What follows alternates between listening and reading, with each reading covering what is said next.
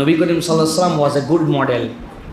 সিজদা থেকে উঠেন না, তার নাতি কাঁধের মধ্যে শুয়ে আছে এই জায়গায়। নবীজি বলছেন, ও ঘোড়া চালাচ্ছিল তো, আমি চাইনি এত তাড়াতাড়ি ওঠার জন্য, তোমরা মনে কিছু করো না। হুসাইন রাদিয়াল্লাহু তাআলার জন্য ঘোড়া হয়ে ঘুরছেন, মদিনার শিশু হাত ধরে টেনে নিয়ে চলে গেছে, শিশু হয়ে গেছেন তার সাথে।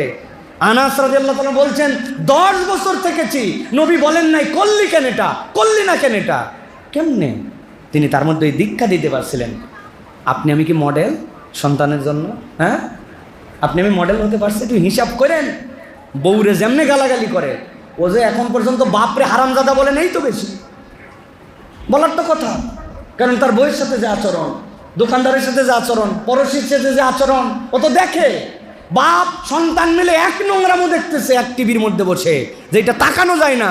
ওকে স্বাভাবিক করে দিয়েছেন, কোলের মধ্যে নিয়ে ভাত খাওয়াচ্ছে আর নাটক দেখতেছে, এমন নোংরা জিনিস যেটা অ্যাডাল্ট দুইজন মানুষও দেখতে পারে না। তো আপনি কি কালচার দিয়ে বড় করতেছেন? This is very important.